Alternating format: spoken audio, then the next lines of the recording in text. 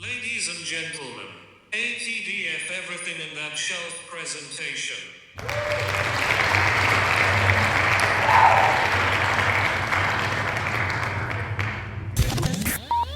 You're now rocking with TDF everything.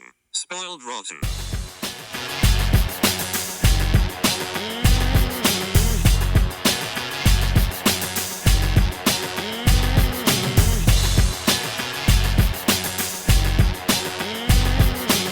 Spoiler alert. Welcome and welcome back, everybody. Hey. It's me, Daniel, And it's Ben on Spoiled Rotten. on that shelf. Boom. Well, we're here. We threatened to do it, and it's happening. We like doing these tier lists. We're doing MCU's heroes. There's a lot of them. I'm pretty sure we hit around 53 of them, 54, Ooh. 53. It's So gonna be a good one. have fun going down memory lane because we did not break this up in phases or anything. It's just everything that has been released so far in movies. If someone was only in a TV show, we are not bringing them up. We will bring them up if, like in the case of Kate Bishop, she showed up in the Marvels. So that will be the order we talk about her, which is probably like last. Yes, Right. she is last. So yeah. If you're So like wondering what White the run Vision, obviously not on No, this. Yeah. Vision is it's just Regular Vision. OG Yes. Vision. Yes. All The right. Christmas Vision. Okay. Well, yeah. Let's get into it. Let's start with 2008's Tony Stark, aka Iron Man, as played by Robert Downey Jr. Mhm. I started the timer. All right. I feel like this is a very easy S tier hero Yes, for me. He's S tier. He started everything. I feel like the whole, even though people use it as an insult, like the MCU-fication of things, like Mhm. it's his style. That's what he brought to it. In Absolutely. addition to the filmmaking collaborators, yes. But Yeah, in terms Jon of Favreau. on screen and like what people were trying to emulate in performance, I would say that a lot of that goes down to Robert Downey Jr. Yeah, and I think the thing that makes it easily S tier for me is how Iron Man was actually a B C tier character in the comics, and to have all of that, especially with the limitations of where they were at the time with the MCU, have that bank on this guy leading this whole franchise going forward is just, it worked so well. It was something that really, Yeah, it worked. it worked. It was great. And though I'm not a fan of like his individual movies, as in like second and third movies, I don't care. If you don't like them, I'm not gonna fight you on them. Right. I don't have strong opinions on them.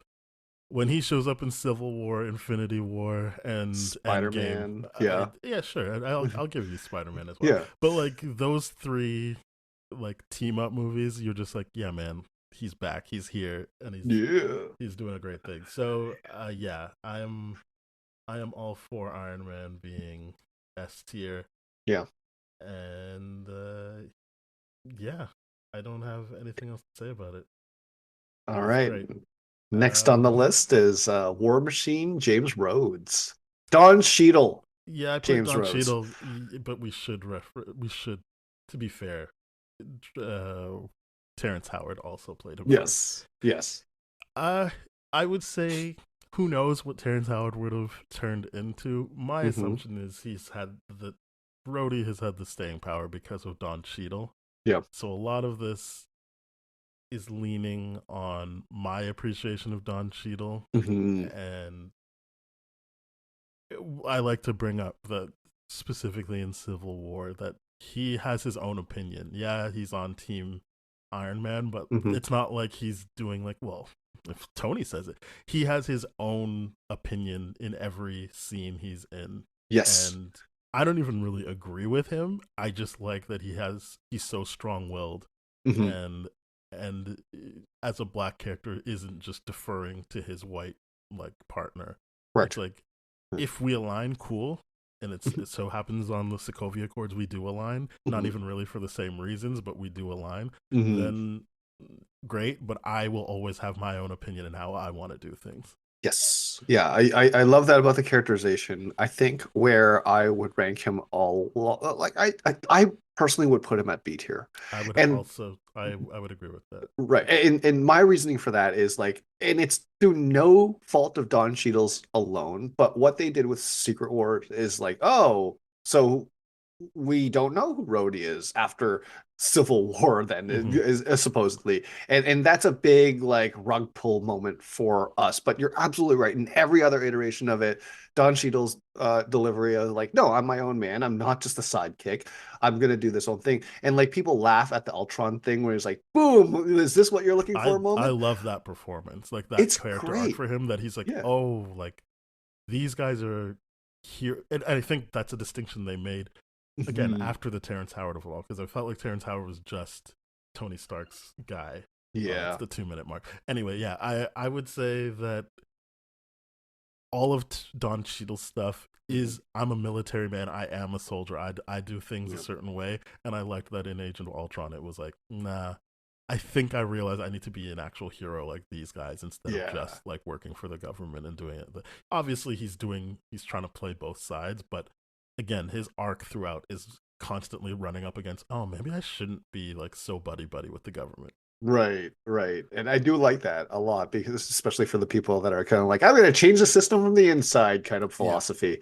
You really see that struggle through him. But next on our list is Mr. Good old Nick Fury. that's right. He does show up at the end.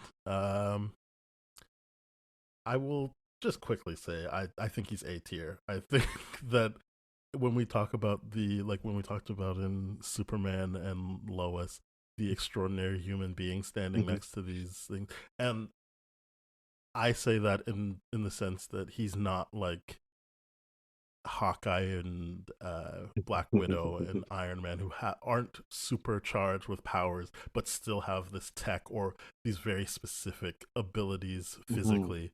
I think the one good thing about Secret Invasion was it showed um, Nick Fury's tenacity and how Mhm. he and obviously it's like backpedaling, but they show you like, oh, he didn't use Skrull to help him with the Battle of New York. That was just him pulling that off Yes. properly on Mhm. his own.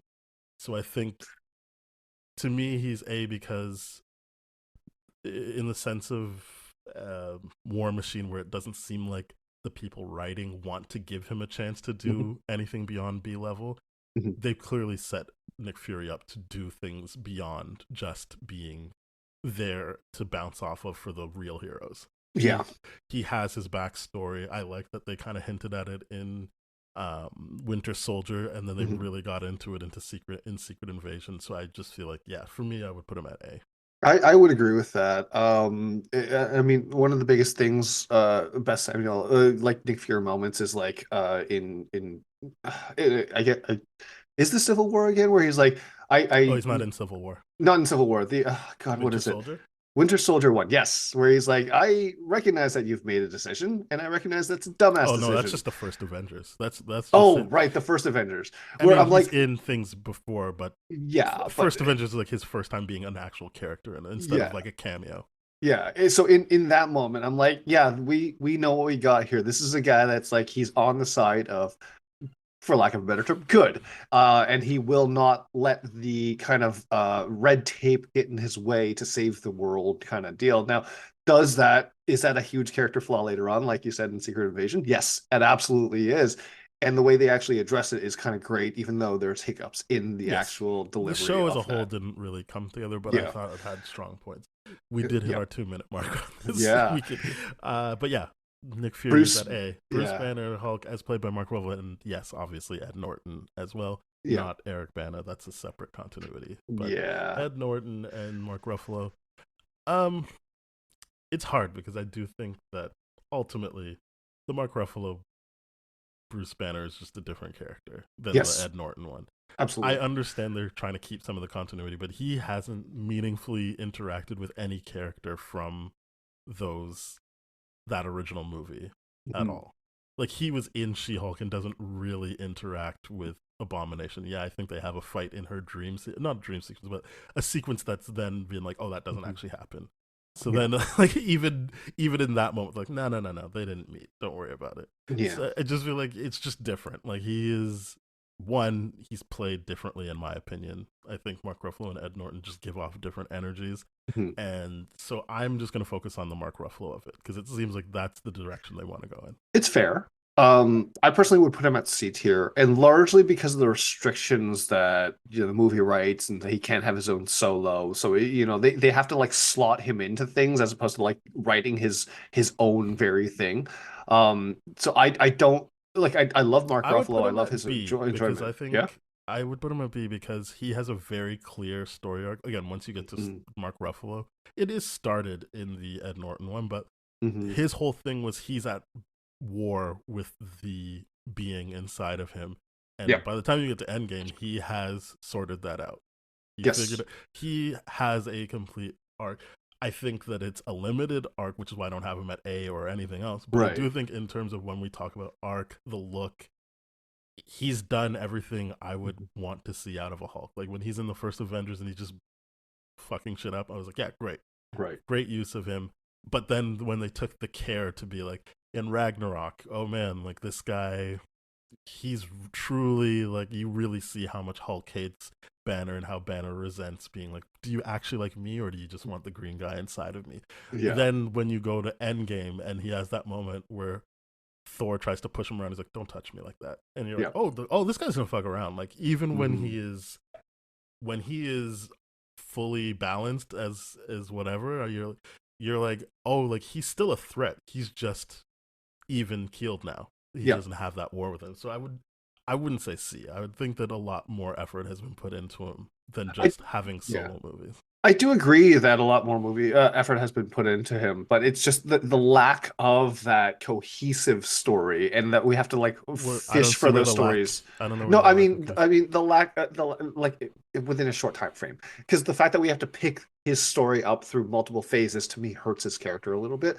I can concede that he's B 100% because I love what Mark Ruffalo does with it.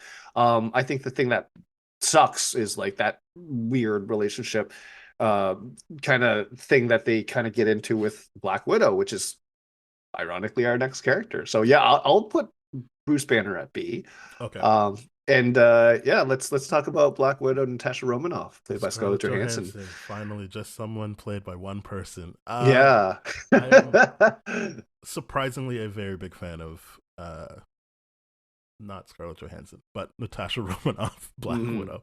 I am a big fan of as she is portrayed in the MCU. Yeah. I for me she's A. Mhm. Not it's hard. I don't know. For me she's A. I think she's like right up there. I really like that they eventually found out how to use her. It seems around Winter Soldier Yeah. to how to use her. This person, yes, it's set up in Avengers, not Iron Man 2. Iron Man 2 kind of is like a flub of a first thing for her. But Yeah. They really missed Avengers the is mark set on up that. like, yeah, I've got Red in my ledger, but then that is pushing everything else you see her in, like her need to have a family unit, her Yes. need to, and then it's contextualized when you see her solo movie, which people can argue whether or not it should have come out earlier or not. Mhm. I think timing wise for me it made sense to, or it didn't make sense, it just worked for me to come out at that point to be like, Yeah. oh, okay, that explains a bunch of stuff. But Mhm. yeah, I really think that her arc in particular of this family and how upsetting it was, like one of her last lines is, I'll see you after, like, and you're like, no, no, you won't, Mhm. No, you're not. unfortunately. Yeah. You're gonna die. And just how much the team meant to her Yeah. meant a lot to me. Yeah, I agree with you. I think she's an A tier character just because like that sacrifice is just like it's built in that love of like how much she loves the family that she's built, how much she actually belongs, and how she's like undone that ledger, and that she's like now my job is loving them enough to let go of myself to support Hmm. them. It's Yeah, such a and beautiful, I really like that, yeah. and the civil war of it all, where she's so conflicted, where she's like, I mean, Oh yeah, we should yeah. have sanctions, but I don't want that to break the team up. So, like, what do we do here? Hmm.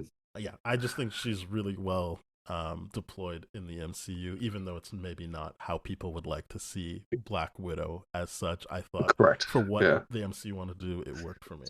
Yeah, and I also that amazing point that Michelle brought up on that episode when we reviewed Black Widow. The independent movie was like, oh, okay, people now understand the Bruce Banner connection because of her dad, the Red Hmm. Guardian. There, it was just like beautiful. Love Never it. would have Yeah, put that together. yeah. So I mean, they put a lot of detail into their character eventually. but they got there. They stuck the Yeah, landing, I feel. The next character is Thor, played by yeah, Mr. no, yeah, Sexy Chris Hemsworth. yeah, just Uh, Thor. just No Thor. need to add anything else there. I am conflicted with Thor. Yeah. He's one of those guys where I'm like, yeah, I like him when he shows up. I don't necessarily love up until Ragnarok. I didn't really love his movies, and then by the time Love and Thunder came out, like I get what they're doing with him, so it made sense to me as a movie. I Mhm. understand what's wrong about it, but I still was like, yeah, but I understand what they're doing with this character. Yeah. I guess I want to say like A because I feel like he's while I don't know if they knew how to make movies with him overall, considering I Mhm. think only one of his movies is universally accepted as good. Yeah. um, like Hulk, he's got this great arc that he went on, Mhm. and it's all tied to him feeling worthy, not worthy, Mhm. how he feels about his brother, his family in general. They give him a lot to work with, and I think he nails all of that. Mhm. Even if the movies that are centered on him don't necessarily work for everyone. Right. I personally would put him at a B, just because it took so long to get him where we needed to get to. And every time he did show up in other properties, every team up, it's like you're the muscle. Cool. Like that. It sucked to not see them find the stride until Ragnarok, and then for them to fumble it pretty bad again at Love and Thunder. It really is. I I don't hope they know that they find fumbled more of it. it. If I'm being Well, honest, I don't think they fumbled it. I think people were ready to be tired of MCU and decided to flippantly make comments because we're talking about the character, not specifically movies, right? of Like, course, I understand. so I don't think they flubbed him in that. Right. I No. think that he works in that movie, and it's an important story to tell about Yeah. another progression he needs to make. Uh-huh. Um, so yeah, I don't know that I agree that they flubbed it again. I just think that Mm. yeah, people were ready to shit on MCU, and that was an MCU movie that came out. Yeah. So to me, I'm like, I think he's B because he took a lot longer to figure out what his direction is. And once they did, it's still inconsistent. Let's not say fumbled, but inconsistent. So I personally would have him at B. I hope that at some point we turn him into an A, but right now for me personally, he's a B. Got it. I'll I don't leave know him how at you B. feel. I think he's A, but I'll leave him at B. Okay. All right, Clint Barton, Hawkeye, Jeremy Renner. Uh, This is a hard character to me because this is a character where, because I have Marvel Unlimited now and I'm starting to read the comic books and starting to look back at the old versions of the Avengers, I'm like, that version of Hawkeye is way cooler. mhm. Like that's way better than what we get here. I mean, recognizing that Avengers 1, he was like brain controlled the entire time. It sucked. And then he's constantly like this back and forth, like, I'm on the team, I'm not. And then every time too, I love sports stats. And when you bring up this stat where you're like, Avengers have never won without him on the team. Mhm. It's kind of funny. But him, his characterization, all that kind of stuff, that's it's at C tier to me. Like it's just I not. 100% agree. He's C Yeah, tier. yeah. I'm not bringing his show into it because we're not doing TV. But You mean Kate Bishop show? the That was just a Hawkeye joke. show. I'll say Yeah, it yeah, that I'm way. just I joking. won't bring up the Hawkeye show. Yeah. I think I loved him in Civil War. I'll always maintain that. I Yeah. thought that he was great. Kind of playing off of what you were talking about like he's here now. Things are going to turn for the Cap side because they Mhm. brought Hawkeye into the mix. Yeah. But yeah, I've just never felt anything for him other Mhm. than certain lines he has here and there. But Yeah. as a whole, I'm never like, yes, Hawkeye. And I remember thinking during the trailers of Mhm. Endgame, oh shit, yeah, like they're gonna do Ronin. That's great. Like I can't wait to see Hawkeye again. Mhm. Maybe just the Russo brothers know how to use him. But then watching them, I was like, nah, no. I Yeah, just think Hawkeye doesn't work for me. I He's agree. not horrible. It's just yeah, C tier for me. Yeah, the Ronin turn to me was not a great Yeah, and we moment can't for really him. get into that without getting into the show. So yeah, Yeah. I would just say it didn't really. He doesn't really work for me, but I like moments for him. So C works for me. Yeah. We are now gonna move on to James Buchanan Barnes or Bucky. if you're nasty. Sebastian Stan. Bucky, if you yes, Uh, sir. it's unfortunate because the stuff I care about with Bucky happens in the show. Yeah. So, but we can't not like it's not like we can pretend it doesn't happen. It's just more I'm not going to really focus on that. Other than I like what he represents for Steve Rogers, who we skipped, which I'll get back to. I don't know Yeah. why I skipped that, but yeah, we'll get back to Steve. I like what he represents for Steve. I don't think that in the films he really ever elevates, like, say, a Sam Wilson Mhm. to being more than just this plot point for Steve. Yeah. I think he becomes way more his own character in the show, which is Yes. fine. But I would probably put him at B because I do think he is a threat when you see him. Mhm. He's definitely got the look. Like when we talk about the looks, he certainly has a look. They did it like they genuinely did. Like, hey, he's gonna start off as Steve's sidekick and then become an antagonist, and then bring his way back to the right side of things. So Yeah. like they did what you would want out of a character called the Winter Soldier, James Buchanan, and yeah, so I would have him at B. It's just he doesn't truly elevate in just the movies. I agree. He is like, for all intents and purposes, like Steve's damsel in distress on multiple levels, right? Well, certainly his temptation. He's Steve's temptation. Like Yes. like if you ever gonna think Captain America's gonna do the wrong thing, it's gonna be connected to Bucky. Yeah, yeah. Like you like he's that situation where you can really turn him, control him to do evil things like Dominic Toretto by threatening his family. And that is one character I'd be like, yeah, someone's got Bucky. And that's why Captain America is doing like evil shit. Yeah. Like I could 100% see that. But you're right. He's a vehicle for telling Steve Rogers stories. And until we see more of him in the movies, it's kind of he has to sit at B tier. He Yeah. has to. All right. But yeah, let's get to Captain Steve America. Rogers. Yeah, Steve Rogers, Captain America, played by Chris Evans. This is S tier to me. Oh God, I yeah, had no interest in Captain America until these movies, and I remember like when the Endgame trailer was airing, and he straps the shield to his like broken arm, and I was like, I'm really gonna miss this guy. Like that was just yeah. my only thought. I was like, I'm really gonna miss him. Yeah, S tier for me. He's truly turned the tides of me just being like, what a boring idea for a character. And Absolutely. as I said, I'm not even saying this isn't present in the comics, but I didn't obviously read enough of his comics. To me, anytime I read him, I was like, yeah, okay, whatever. And then this movie happened, and like right away, he says, I just don't like bullies. And you see him constantly have to deal with that. And as we said, the Bucky of it all. Like, is that going to deter him?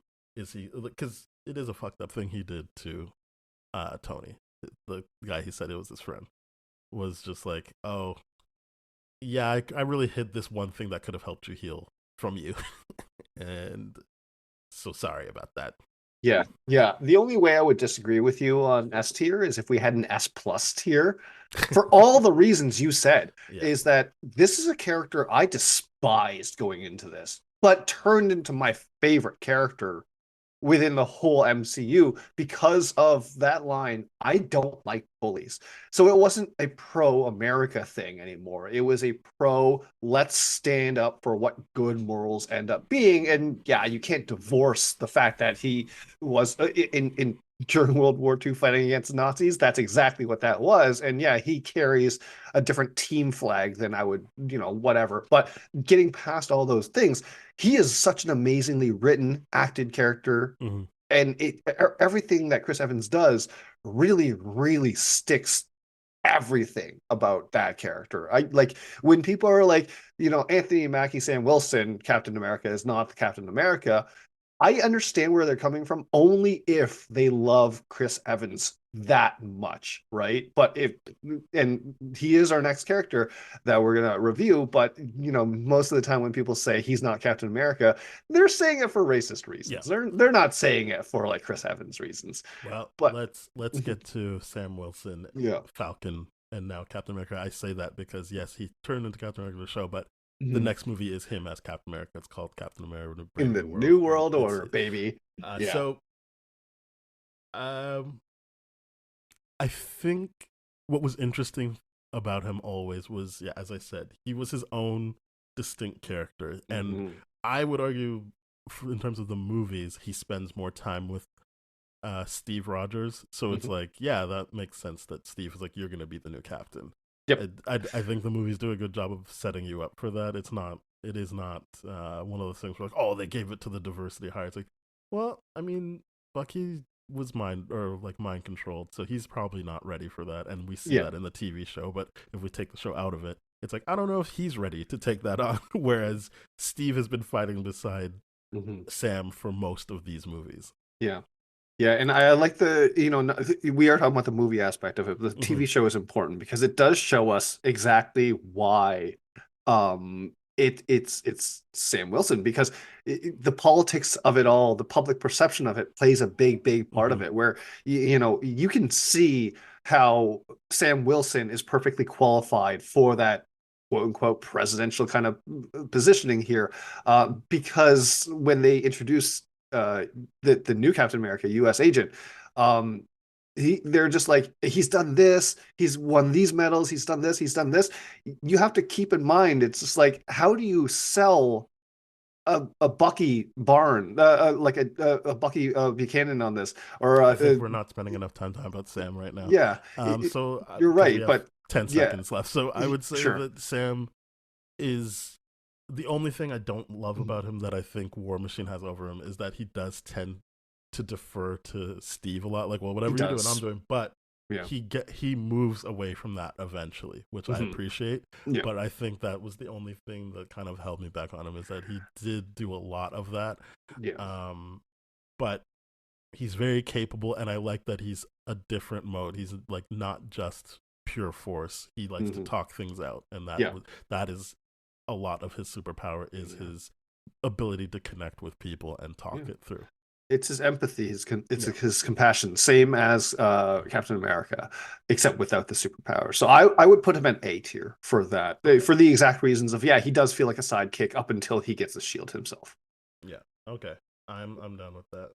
Next, A we tier got for Peter Quill, Star Lord, played by Chris Pratt. yeah. A C tier for He's C tier for me. you. Nah, Yeah. I wouldn't put him that low. I think he's very the same way that like specifically Robert Downey Jr. Mhm. set the tone for like Mhm. Earthbound heroes. Mhm. Chris Pratt set the tone for what we were doing in the galaxy. Sure. It's the same way that like when Thor joins, it's like on the comedy is that Thor thinks he's taking over, but he is being drawn into Chris Mhm. Pratt in particular as Peter Quill's orbit and how to operate. Yeah. He's way too strong of a character for me to put him at C. Fair enough. He is so important to how those movies work, Mhm. and so yeah, I don't have him at S, but C is way too low. Th- He's such a definitive part of how that part of the MCU works. I get that. He gets a lot of credit for doing all those kind of things. I think the issue with Peter Quill Star Lord is that he when we're talking about the movies, he did screw up the Thanos fight. Like He screwed up the and fight. I think many people in that movie screw up. That's the point, right? yes, Like true. I get it. they're not a cohesive team. That's Yeah. kind of the point. Yeah. I know And he's people like fighting to for pick his on team. that, Yeah. but like he's fighting for his team. Yeah. I don't put that all on Chris Pratt. There's a bunch of places where No. even with that mistake, things could have gone better. If Thor wasn't so egotistical, he could have gone for the head and killed him. Sure. Instead, he went for a shot where he could have one last word with Thanos. Yeah, yeah. So I don't. Yeah. You're So right. to me, I'm not like Chris Pratt, like or sorry, Star Lord. What a fuck up. It's more like he's human, and that's the point of his character. Yeah. He is he's human and he's gonna have those issues as opposed to a Yeah. god who went for ego play. Yeah, you're right. And like, he's human and he still went for ego play, right? He like that's just his insecurity and all that kind of stuff, which you know what? Acting alone, all that kind of stuff. Yeah, we'll I'll put him higher than C. Where do you want to put him? Do you want him at B? I'll accept B. If he's at Okay. A, that kind of irks me the wrong way, but B I can get down with. Now let's talk about Gamora, Zoe played by Zoe Saldana. Um, I think Gamora's arc is really, really interesting, but also it doesn't make sense considering what they tell you about the character too. It's weird that it's like, yeah, you're always at war with Nebula and all this kind of stuff, and it was like her driving along that, and it was just like, but when you see her in Guardian, she's like, no, I have to fight against this. It's weird to I me. don't think James Gunn is he's not the sole writer on the first one, but he Right. did the majority of the Guardian stuff Mhm. in terms of their solo movies. Uh, I don't know that he ever gave her a fair shake Yes. as a character the same way he did Nebula. Mhm. Uh, Mhm. as I've said, the most I've liked her is Infinity War. That, Mhm. for whatever reason, Marcus and McFeely understood how to actually mine what they needed to out of Gamora. Mhm. So it's there. It's not like it's not present, but it was just like, yeah, like for the most time you see her, you're kind of like, oh, yep, I get it. Yeah. I know. But they actually made me feel stuff for her when she was written by someone else. Mhm. Um, so I don't know. I feel like she's another B or C. Like I just feel like Yeah. eh, I'm good with she's not. B. Yeah, I don't think she's like bad. It's just they didn't give her a chance, No, you're and I yeah. mean James Gunn didn't really give her a chance because she's better again in the third one. Yeah. Like you're like, but that's not the Gamora that we'd spent time with up until then. That's just Yeah. a new Gamora, and I guess gave James Gunn a chance to do something better. But Yeah. yeah, Yeah, it's yeah, I'm very much with you there. I think that their characterizations they just didn't really do her justice. Um, it's good and that's fine. And we're on to Nebula, her sister, adopted sister. Now, Nebula's arc is something that to me is wildly good. yeah, I think Nebula is such a she's A for strong sure. character. I'm right there with you with A. Yeah. Especially with how like she carries a lot of the emotional beats in the third one, but also like And her the second one, consistency. she like in the second of Guardians, where she's like, finally is like, I do you understand? I just wanted a sister. You're the one that made Right. this into a competition. Yeah. You're the one that kept beating the shit out of me, knowing what would happen to me. I was just there to like, we could have been together and dealt with Mhm. things together. You're the one that didn't do that. I thought that was a great turn, and she's funny. She's sad.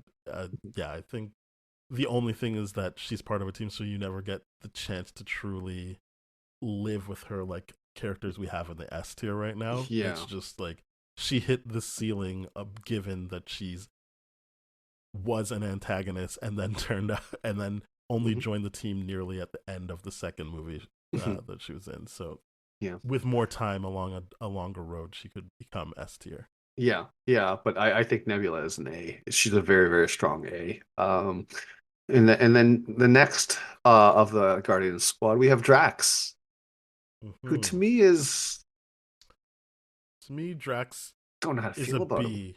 Yeah, He's a B to me because they pretty much set the limit of what they're gonna do with him. right. Like, and it's not just comic relief. I think they do a good job in the second and third movies, in Hmm. particular. Not so much in the Avengers movies, but in the second and third Guardians movies, do a good job of being like, he says funny things, yes, but there is this sadness to him, Hmm. this desire for connection that I find elevates him while still being like, but he's mostly deployed for laughs. Yeah. And you know what? That's after you see him in Guardians 3, you're like, okay, it makes sense. It's a defense mechanism the entire time and all that kind of stuff. And it's just because he finally does get to dance in 3. And Mm-hmm. it's because he's like you understand that all the trauma of his family getting ripped away by Thanos and like Thanos being dead still not bring that back. It's what he needs. He needs that family again to bring That him back reminds to me. that thing. That reminds me. I think that's also why I didn't have him. And it was just like Yeah. he's set up as like this Thanos hater, and then it just doesn't really seem to be an issue after That's the that's first kind movie. of that's kind of why I Even when he am sees him in Infinity War, yes, they do the whole "I'm not waiting, I'm gonna kill him," but I'm like, This just seems like Drax is like, I'm not listening. Not this is the guy that killed my family. I'm going Yeah. for it. Like it didn't have, and Hmm. that might be because it wasn't James Gunn writing, but because as I said, it does feel like in the Avengers movies they're like he's just funny, but it Hmm. just feels like a bunch of these characters have been written by different people and they were able to maintain certain Yep. things about themselves. And so yeah, it was just like, yeah, it just feels like the Thanos thing is not an issue to you after the first movie. Exactly. And it's just heavily inconsistent, you know. It's just like, oh, Rodan's not the real thing. It's Thanos that we have to go. And I'm like, just like, wait, hold on, this is inconsistent. It's just not good. So I have him at B. Okay. Uh, Um, but I on to Rocket. as played by Sean Gunn for the Yeah, physicality, and Brad Cooper as the voice. I don't think it's any surprise for people who heard our awards episode. To yeah, me, I think he's S tier. yeah. He's an S tier character. I don't think there's any character that in the MCU that has had just like really you care that much about. Yes, Mm-hmm. he's a talking raccoon that I care a lot about. That's an amazing feeling to be like, it's There's just so the much. emotions he carries forward. Yeah, like Nebula, he's got his funny moments, but he's got Mhm. this really sad. Yeah. To be fair, all of the Guardians have sad backgrounds. I just think that maybe others get more highlighted than Yep. others, Yep. and Rockets is truly highlighted. And before you even get to the third movie, but then the third movie just solidifies everything.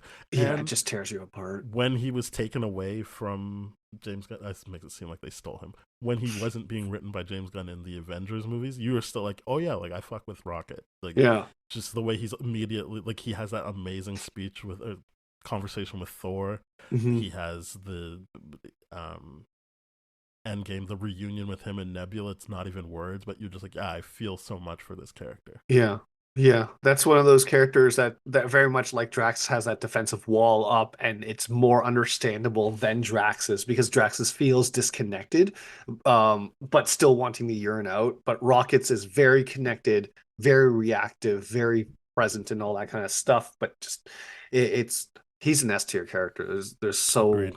so much to say about him, but we have to move on to Groot, the next character, for I sure. would put him at C. I think he's Yeah. great, but like I don't really There's I'm not really like sure, whatever. He's just whatever to me. Like yeah. I like what they use him for, but I don't feel anything for Yeah. Groot beyond. I genuinely did like Baby Groot. I Baby Groot think was fun. I remember thinking I hate this. This is so stupid when he became or when Baby Groot was born at the end Yep. of the first, but Mhm. during the course of the second movie, I was like, I love Baby Groot. This is great. Baby Groot is it's so much fun. I just find the issue with Groot is like how do you connect to such a character that you can't even understand on any level until we get to the final one where it's like I love you guys is and that's the debate there is like whether or not we hear it or like he actually says it. It No, it doesn't. there is no debate. James Gunn Oh, said it's just you're hearing it. oh, okay. I don't like that interpretation, but Right. that's the interpretation. Yeah, fair enough. He said it. Or Yeah. sorry, he didn't say it. He said I am Groot, but you understand because now you're a part of the family like the rest of the Yeah. Guardians. Yeah, Even yeah. though it's very clearly stated they have translators. But Right. so it's not like they actually understand him. Yeah. But whatever. I put him at his backstory is so sad, but we never get to connect with it. See, that's the thing. I don't even know what his backstory is. Well, Like, I'm his not saying they don't say it. yeah, It's just not. It doesn't mean anything to me. yeah, it's rough, and that's Or why I it's just guess like you. it's I know C. what his backstory is for the Groot that we've been following since Volume 2, but I don't Right. really like. I don't know the first Groots really. Right. Yeah, and Rocket says it really quick. It's like, oh, he's a like comes to his planet and his people were killed and all this kind of stuff. Yeah. So he's like, he's the last of his kind, and he's like, that's brutal. It's terrible, Mhm. but you don't care about it because No. it's just goofy and like he's a tree. So C tier. I agree with you. All right. Vision. We're at Vision, that's played by Paul Bettany. It took me an embarrassingly long time for me to remember who played Vision. I was like, "What's that guy's name?" It's not Um, Jarvis. I think Vision is great. I really, really yeah. enjoy Vision. He provides so much emotion for a robot. The I don't like him until WandaVision, and Yeah, and we're not really doing the we're TV not stuff. doing the TV stuff, but So like I'm just in like, WandaVision, he is the best. he's He is great the in best. WandaVision. There's Yeah, no doubt about it. yeah. but we're sticking to the movies, so I'm just like, let's acknowledge that he gets better. Yes. I can acknowledge that. Mhm. It's just I don't really have him that high up, considering he's not really someone I'm interested in Mhm. until we get to the actual meat of it in WandaVision, unlike other Right. characters that show signs of life before they get their own TV show. Yeah, yeah. I would have a B tier for that reason because yeah, he doesn't pick up until you get to that, and then even then you're like, oh, he's gone. It's White Vision, and we don't know who White Vision is. Who's not on this list too because we don't know what his status is or whatever. But Vision himself is just like, I'll yikes, give this you is B. I rough. had him at C, The but I'll give yeah. you B. I just don't think he's that interesting I think he's until B just because I'm like, okay, cool. You made a couple of good arguments in Civil War, but I can easily put him at the C as well. Uh, because it's like you're right from the movie perspective. You're just like you're the OP I'll guy give that him doesn't really B, get much to acknowledging do. that he has a great show. I'll Yeah, give him B for that. yeah, If he did, if we had never seen WandaVision, he would definitely be firmly in C or D for me. I would agree with that. Yeah, Um, Pietro Maximoff, so Quicksilver, yeah, played by Aaron Taylor Johnson. to be clear on this, we're not going to Next one. do Elizabeth Olsen. She unfortunately lived long enough to see herself become the villain. So you can listen to our villains tier list where she did Boom. very well. That's right. But She ain't no hero. Quicksilver died the hero. Yeah. Um, And that's the thing, you either die the hero, or you live long enough to see yourself become the villain. That's from you a live different long enough to franchise see yourself altogether. become the Vision's wife. Yeah. Yeah, yeah, Um, yeah. But Quicksilver did die a hero. You're absolutely right. And the one of the few heroes that actually does die in this. mhm. Um, I still put and him you at don't, D. I yeah, don't he's really, D. I You don't don't spend enough really. time with him at all. It And when sucks. they do bring Pietro back, they don't bring Taylor Johnson back because Yeah, clearly they didn't bring back Quicksilver. So yeah. I think for the movie he's in, there's not enough to go off of, and Hmm. it's kind of annoying with the whole you didn't see that coming. Yeah, he is. He is a little bit annoying, but But yeah, D. I just have him Yep, at D. I agree. Scott Lang, Ant-Man, Paul Rudd. This is complicated, or is it Oh, though? very much so. It's a very complicated one. Because I don't know. You know what? I do like him. Hmm. I like his, especially we talked about the writing of Ant-Man 3. I Hmm. think that what they're doing with Scott Lang Ant-Man is very interesting. I think Yes. that people want to box that character into being just one thing, and I like that they're showing he was the little guy Yeah. and then he became not, and that has been a negative effect on him. I Yep. like that's the arc, is Hmm. that he's so destined or desperate to prove to his daughter that he's a hero that when he got that taste of, I mean, it's a big deal that Hmm. what he did during Endgame, as you said, it's his plan Hmm. that gets them the win. He starts coasting and in fact backsliding, and I Yeah. think that's very interesting.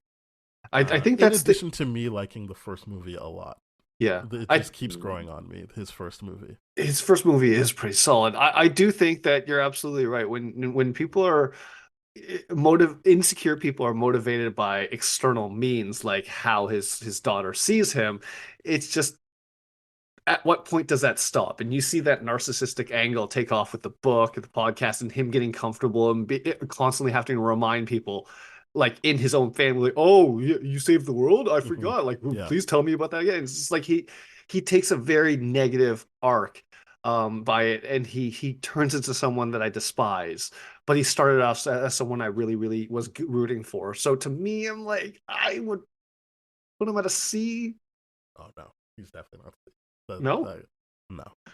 What do I you think? think what you're reacting to is why he would be more than a C. He's actually been able to shift in your opinion as opposed to stay stagnant. Yeah, I no, think you're that's absolutely right important. about I think that. that's important. Yeah. It's what I'm talking about. Is that Yep. they're not taking an easy out with him. Yep.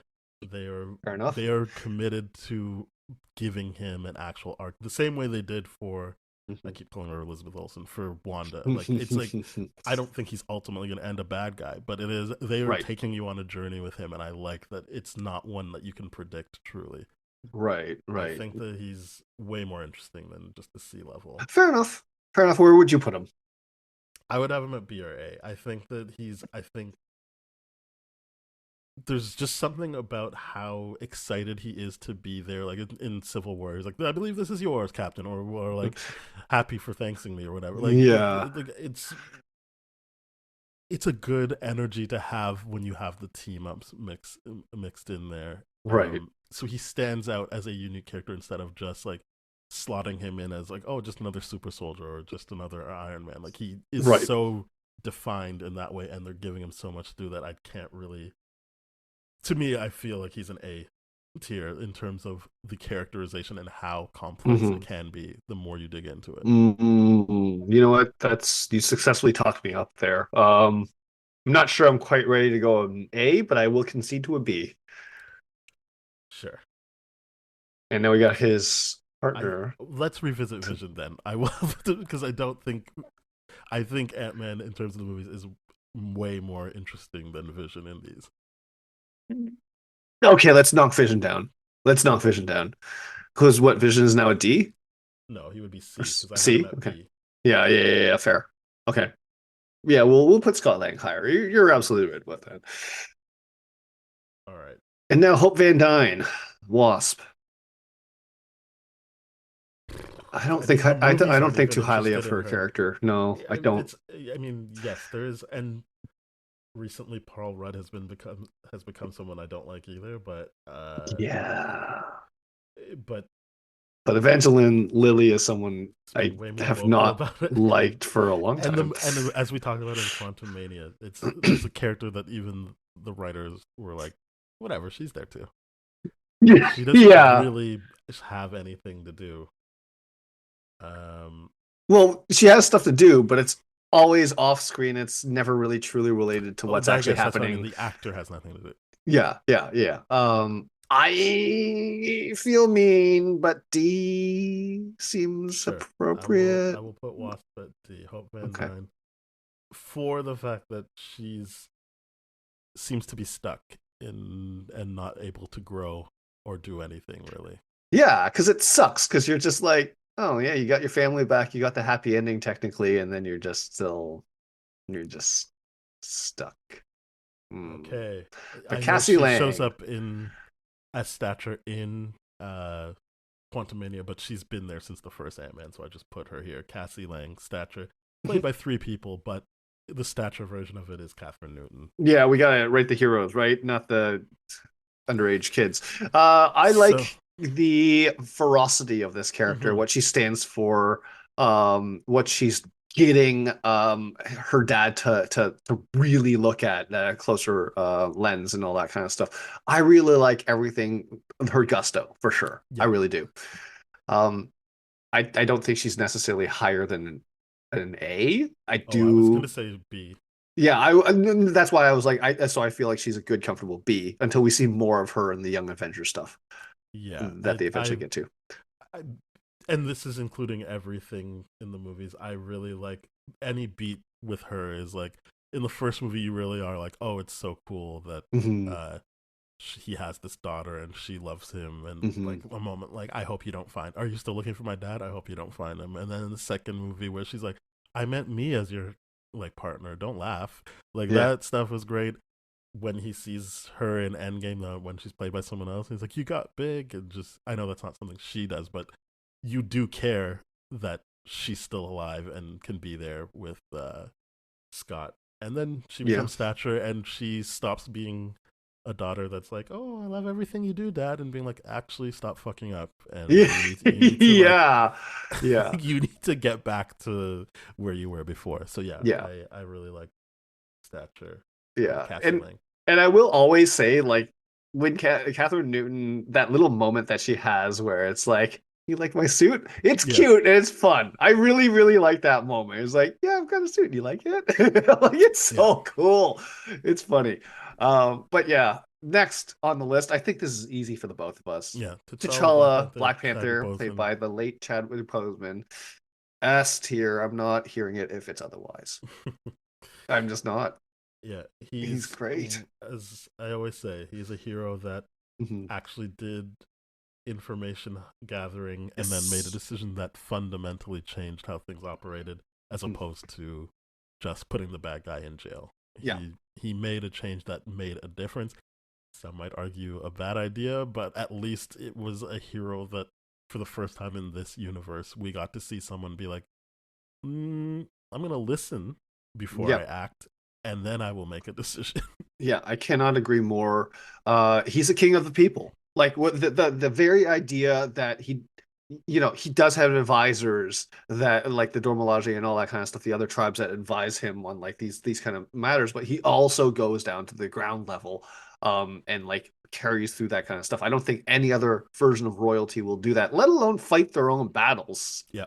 He's in It's the field S fighting. tier. It's crazy to me. He's Like so front good. line sometimes, like most times front line. Yeah. Yeah. Um, It's great. So he's S tier. And Peter Parker, it's played Spider-Man, by played by Tom Tom Holland. Holland. To me, this is S tier as well. Yeah, that's not it's I yeah. have so much built up about Spider-Man, and then that first movie, I was like, this is fucking amazing. Yeah. And I don't think he's missed in terms of his performance. I know people like to shit on that second movie. I think it's great. It gave us Mysterio, not Magneto. I love that second movie, and then I feel like he held his own in that third movie Yep. with the other Spider-Man that people like better or say they like better. Um, No. yeah, I think he's great as both Peter Parker and Spider-Man, which is something I don't think the other guys do. I know this Yes. isn't a comparison to other people who've done this, but Hmm. I just think he's so Spider-Man, like to his detriment, because I don't think he's done anything that really Yeah. succeeded outside of MCU, Yeah. unfortunately.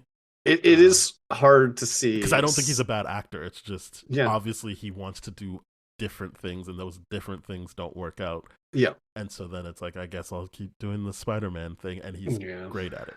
Yeah, it does suck for Tom Holland as his actor repertoire career profile, but he hits on this. They casted him so well, and I get why people would be like, "Oh yeah, I like this one better or this one better." It's because you grew up with those Mm-hmm. versions. If you objectively look at it, Tom Holland is S tier, Peter Parker, and you know he's great. He is great. But going on to Dr. Stephen Strange, played by Benedict Benedict Cumberbatch. Cumberbatch. To me, this is A tier. I Yep. think he's great at it at this point. Almost feels like he could do it in his sleep, and I love him in Infinity War.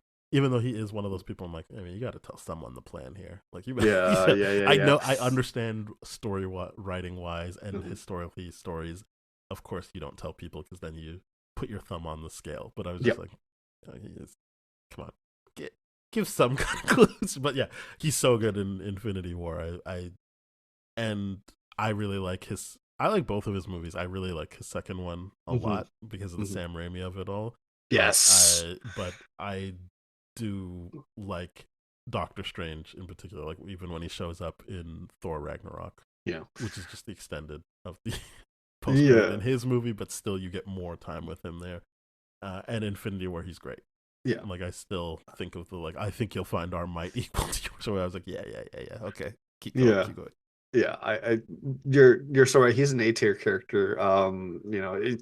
His cockiness, everything about him is so well done. And yeah, it's his biggest issue, and that's why I like when in multiverses, like Yeah, you're the problem. you're the We problem. lied to say that you're the winner, but you are not, and we need to get rid of you. Yeah, it's just like your ego is just you are the one that's constantly the narcissist that's bringing everything down. So it is you, and I like that of him. But yeah, moving on to Wong, played by Benedict Wong. Yes. I always think that's funny. I just love I'm not love, I just appreciate that Wong is a character from the comics. It's not like they made it up Yes, for Benedict Wong. yes, It's like, absolutely. well, just yeah, that's just how it happened. Yeah. I have a lot of good feelings about Wong Yes. because he is a character that if you look at the source material, they literally call him a servant, which is Oh such a yeah. demeaning thing for especially an Asian man. To have reference to for him to be like, no, he's a librarian.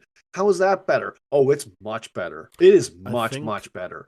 like Captain America. I mean, it can be argued all of these characters are different than they are in the comics, but Yes. there are some fundamental changes that are made to Wong, as you mentioned, Hmm. that give Wong the opportunity to be even mentioned on this list instead of just considered like, oh yeah, he's just someone that's there. Like, no, Yeah. he's there at the final battle against Thanos. He's Hmm. helping before that. Hmm. Like, he is a important character, and obviously Yeah. we won't bring in like his She-Hulk appearance and stuff. Like, it's just Wong is great before you even get to the fun stuff with him and Madison. Like, Yeah. it's like he is great. Hmm. Um, I would also put him at A. I just Yeah. think that like obviously they're not giving him lead character moments, but he does amazing with what he's given.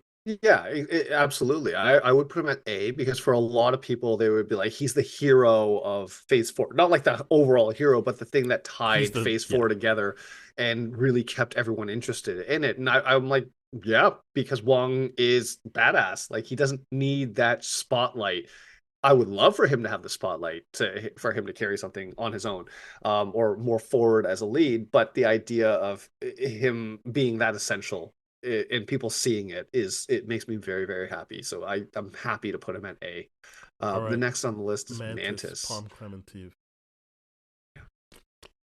I think you have stronger opinions about her than I do. I I do. have her at like a B. I think she's very good, but that I feel the movies kind of like a more don't give her enough. I think it's Hmm. supplemented with like the Christmas special and stuff, but we're Yes. not dealing with that. Hmm. I think the third movie is obviously very strong for her, but in total, it's like, well, that's good that she moved away from being like looked down on pretty much. So Yeah, like a codependent doormat. I agree. So I do not disagree with you. I do not think she's an A tier character.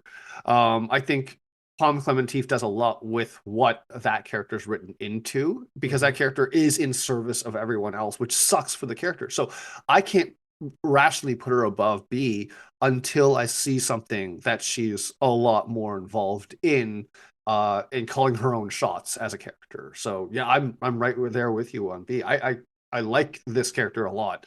Doesn't Yeah. mean I'm gonna start putting them at S tier. No, I didn't think you were gonna do S Yeah, tier. yeah. But Valkyrie, Tessa Valkyrie, Thompson, um, she's good. she's good. Uh, I think like Mantis, I think she's like a B. I think Yeah. I I I love Tessa Thompson performances. I'm always Mhm. happy to see them, but um, it feels like they kind of really cooled down off of her Yeah. really fierce start in Ragnarok to this person who's kind of over it, and I'm like, Yeah. oh, well, sure, but doesn't mean she's not exciting to see on screen. But they're just kind Mhm. of, and she keeps being like, oh, and I have a girlfriend, and they keep sanding that off. So it just feels like she's Yeah. the. It's not the actor's fault. It's Mhm. clearly, just they're not able to tell the story they want to with her. Yeah, and that's what the limitation with Valkyrie is that they keep censoring her for lack of a better term. Because like just the idea of her having a girlfriend and her having this complicated past where she was a Valkyrie, and the great thing about her too is like how Thor is like, you were a Valkyrie, oh my God, you were my hero kind of deal. Mm-hmm. Like that is a cool element, but they never actually play that up to anything, to the full potential of what she could be, and I think that's a shame. And yeah, I'm there Yeah, with you. Korg, Taika Waititi.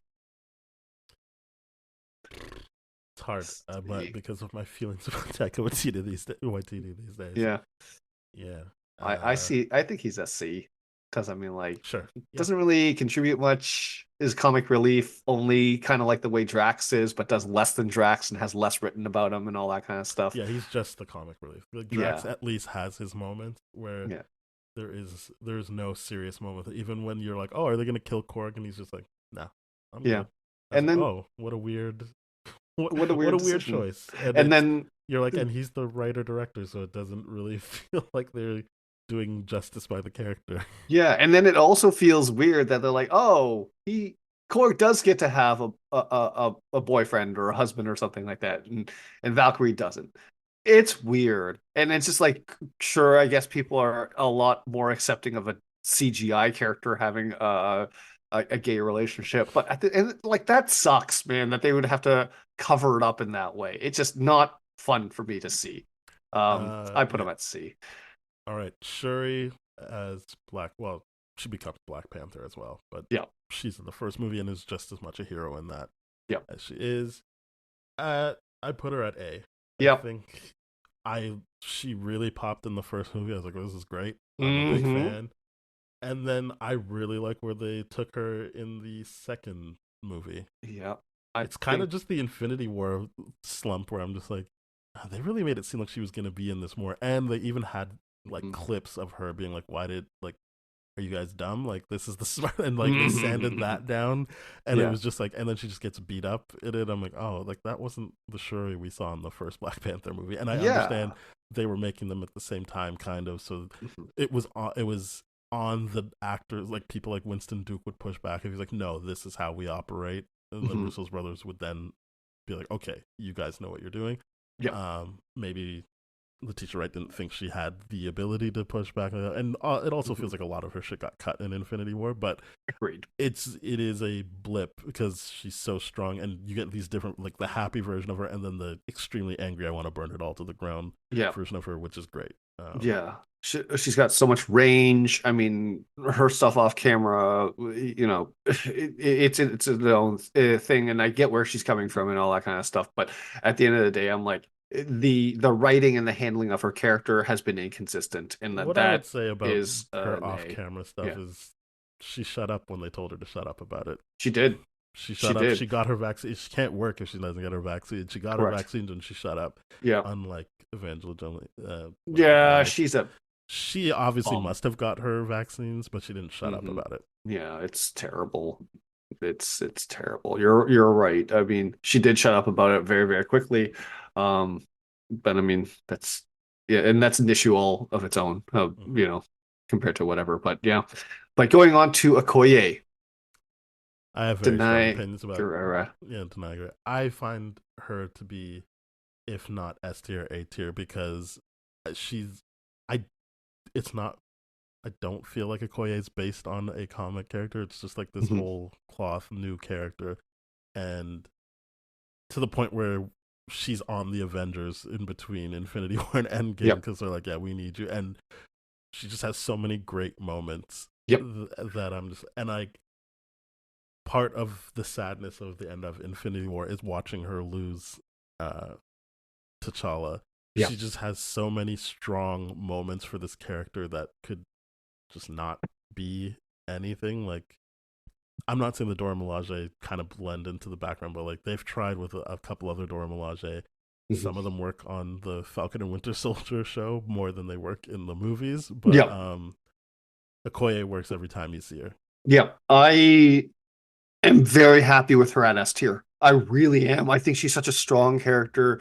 The fact that she and the guy that is the part of the border tribe, that they're lovers, but then she would like, hey, I love Wakanda way more than I love you. So if you do this, I I will will kill you in a gladly heartbeat. Yeah. kill you in a heart. Like so much complexity with that character, but also like when in Black Panther 2, where she's like really having a moment, and then Angela Bassett rightfully just goes like, Hmm. "Hey, you did not give up nearly as much as I did." Like, Yeah, you can go see your husband. I can't yeah, see any of my family members at this point. it's everything about her character. I think is just so complex, and especially when you belong to the Dora Milaje, which is like, for all intents and purposes, military. Therefore, everything is very, very similar. She stands out She stands out, so and well. again, and like War Machine, she's a Mhm. character that I don't necessarily agree with. Yeah, I just really feel um enthralled with how she conducts herself. Like, I'm always absolutely. happy to watch her operate,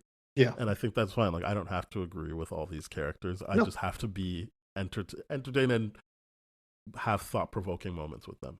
and Uh, more importantly, respect where their character is coming from. That consistency in her character, I have so much respect for. Like you said, I don't agree with it, but I respect the fact that it's like, oh, you're really sticking to this and all mhm. this kind of stuff. It's beautiful. So I think she's an S tier character. I really do. Nakia is played by Lupita Nyong'o. I I would put her at B. I Hmm. think she's better in the second one. Yes. But you also are kind of like, oh yeah, I guess Nakia's in this movie because she comes like halfway through the movie. Yeah. You're like, oh yeah, I forgot about that. But she gets shit done. She actually gets to show her like secret spy stuff, and she actually does save Shuri as opposed to the other people trying. So, and she's right. Like, she was one of the characters in the first movie being like, no, we should be helping. Like, she is saying what everyone thinks Killmonger is saying. Yeah. Except for she's a black woman, so no one's listening. Exactly. Including other black people. Yeah. But she has the right mentality. Yep. And maybe I do like her more than B. I think B's a little bit harsh because one of my big things about I like her at A, and the reason why is because in the first scene that you meet her and all that kind of stuff, where she's getting shit done, and she's like, "Hey, you ruined my mission." Yeah, exactly. It's like, you ruined this mission. It's like, how dare you? All this kind of stuff, and then he's like, "My dad died. You have to come home." Oh, damn it! It's like the idea that she's that central intelligence and all that kind of stuff. She's got this own shit going on. It's amazing. I think she's A. I think she's an A character. Yeah. All right. I'm glad we got there. Yeah. M'Baku, played by Winston Duke. I think he's A. I agree. I understand that people might like him more, but I think that's just on what do you call it? Novelty alone. I think actually bringing down the character. I think one, like Wong, they moved away from the man-ape problematic stuff, and to you really, I think, before Wakanda Forever came out, people were like, oh, it could be M'Baku's the Black Panther, obviously it could be, and I'm like, to have that kind of conversation about you ostensibly started off as the villain, means a lot, and who doesn't have a good time when M'Baku's on screen? M'Baku's great. I think he's absolutely amazing in the sense where, like you said, removing it from the problematic source material, and then going to a point where you're like, oh, it's like you're the leader of the ape tribe. That's awesome. And then the idea of like, okay, you lost that fight, but weren't a stubborn enough leader to accept death. You accepted defeat because and this is to help your people again. Exactly. And for Chadwick Boseman's character to really get to that point, I'm just like, whenever I see someone able to function with and make different decisions with new information, I respect them so much more. M'Baku does that. And he shows up, he plays support, he does all the thing, and in 2, where he supports Shuri the way he does is just beautiful to me. I think he's an A tier villain, not villain, hero. Hero for sure. Not a great villain, great hero. He's a terrible villain, which makes him a great hero. Carol Danvers, Captain Marvel, is played by Brie Larson. This is a tough one. I would put her at B. I like her. I think that she's unfairly given movies that aren't set up to work properly, right? But when it's time for her to like be Captain Marvel, I'm like, she's doing it.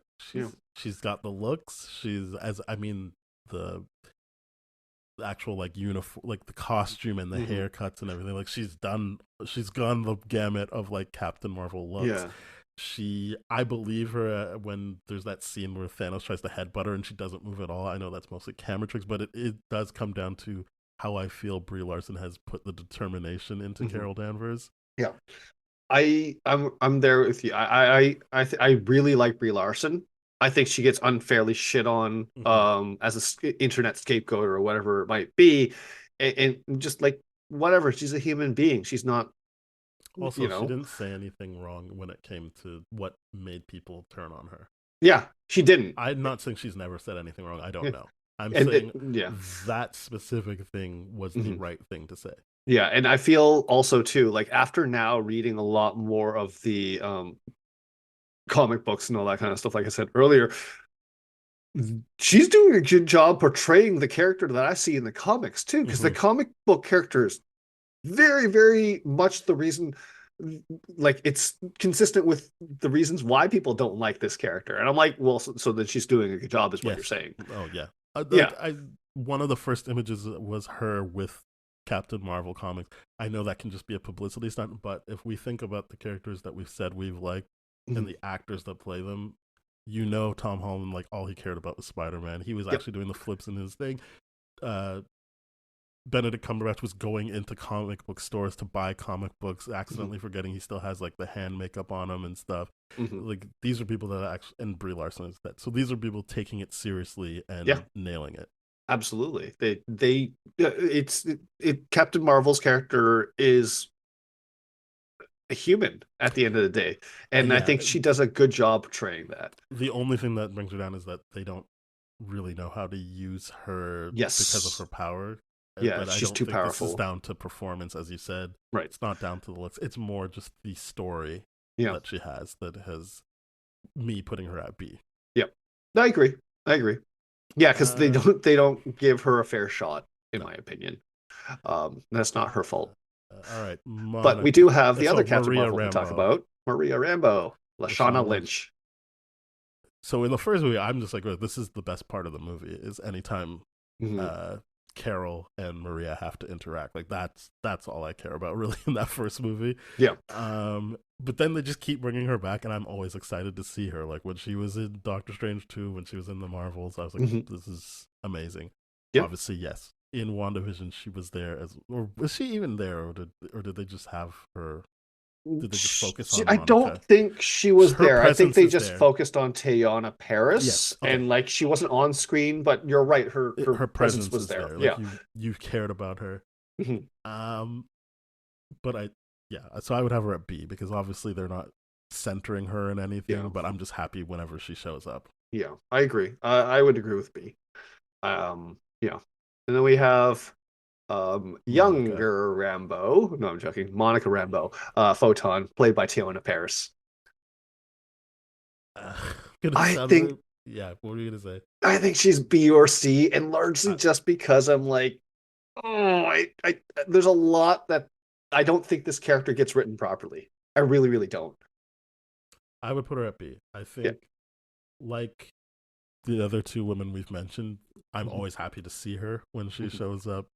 And I think she did a good job of just being, because she'd only been on TV first. Like I thought she did a good job in the Marvels of just like establishing herself. And obviously she's not a part of the first Captain. So her character is in it, but not Teyana Paris. But you care about Monica in the first Captain Marvel movie as well. So it's just nice that she grows up. The movie's too short to have a meaningful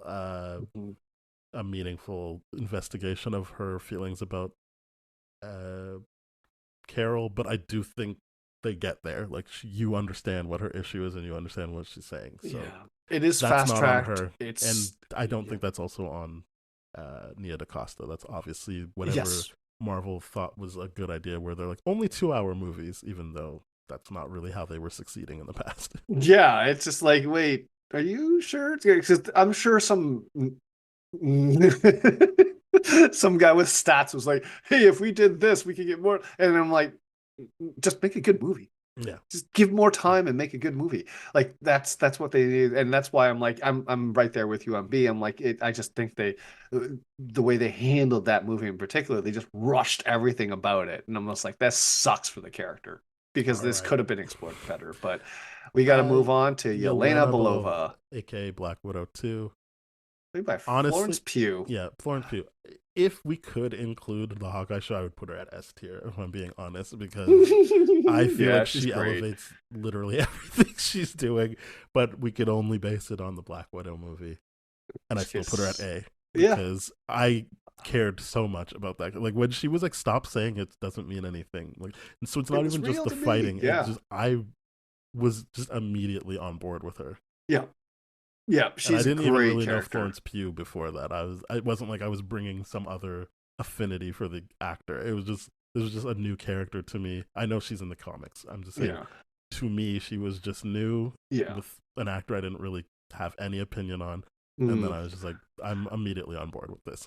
So I knew her from Midsummer before this came out, and to me, I'm like, I was conflicted. I'm more conflicted about that movie, and we're not going to talk about that movie here. But you and I both agree the reason why we're conflicted about it is because everyone interprets it differently than the way you and I look at it. But for her to go from that where I'm like, I don't know how I feel about her to this, I'm like, oh, I know how I feel about her. I Mhm. like her in this. This is great. Everything that you said that she's doing with the family is like that was real to me. Like, like everything it's good. And to see her be the successor is really, really wonderful in that role. And I think that her character is going to have a much more complicated kind of trajectory Well, than she what is the Natasha is leader doing of the right now. Black or the Thunderbolts, so we'll see how that Exactly. goes.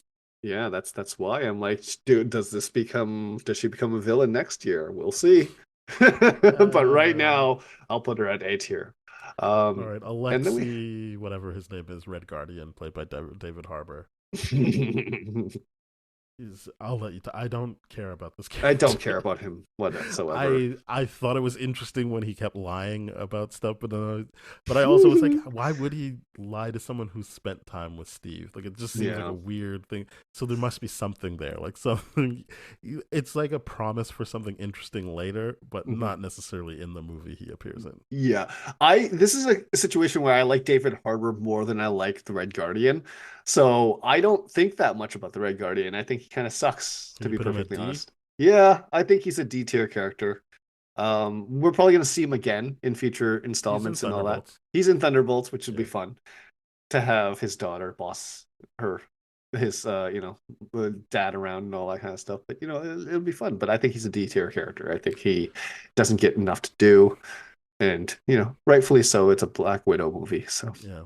All right, here we go. Shang-Chi, as played by Simu Liu. yeah. Yeah, yeah. I'm gonna let you go first. I have a lot of biases towards this for sure. And I don't think I'm being objective when I talk about Shang-Chi.